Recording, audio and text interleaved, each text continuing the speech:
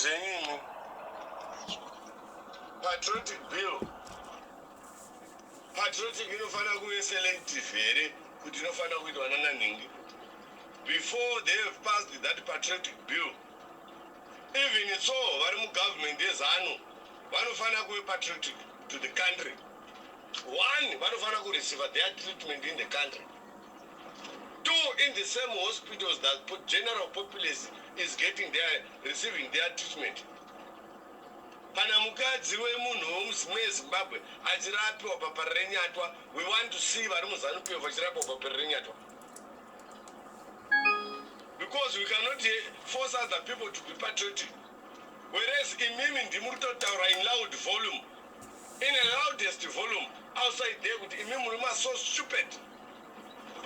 You leave your country and go and seek medical aid somewhere.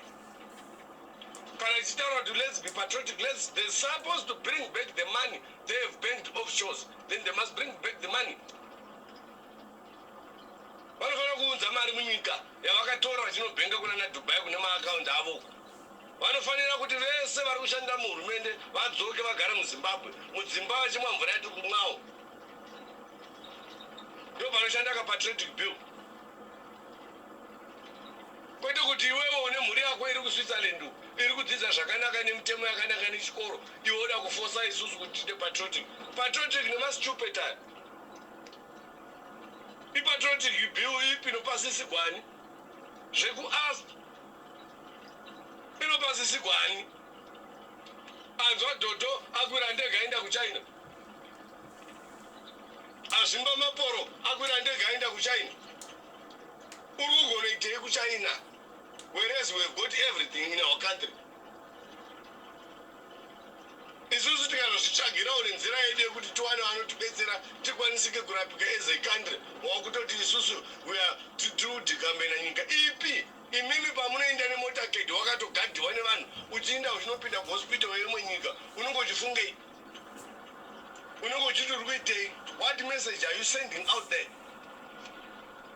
Look at these Zimbabwean stupid people. They leave their health sector there. They come to seek treatment here.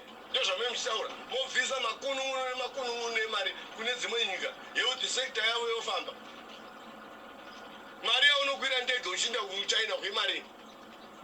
Unodi kutora mari iyoyo inotenga mushonga wauri kuda. It's better kutotenga mushonga wauri kuda kuChina. Urapiwe nemadhokodheya emunyika medu, imwe inotosara. Saka anofanira kuve patriotic ndiani? Muzanu ari kunorapiwa kunzoku ndiani? Who is decoming the country? Munhu wezanu ari kunorapiwa kuChina nemunhu ari kutaura kuti muZimbabwe hamuna mushonga iwe isimowo futi. Mushonga hamuna munyika, hamuna. Zvinotailai hamuna munyika. Vana veZimbabwe vakaona zvavavawana kuti mahospitals edu abereki vasazvarira pasi vagere pasi, mibhedha yakanopwanyiwa pachiridzapo nevanhu vezanu. Zvitaugwe izvozvo aiwa hazviti patriotic bill kuasi kwenyu nepatriotic bill yenyu nevese vanobhilivha munhu zvakaora izvozvo kutsaki.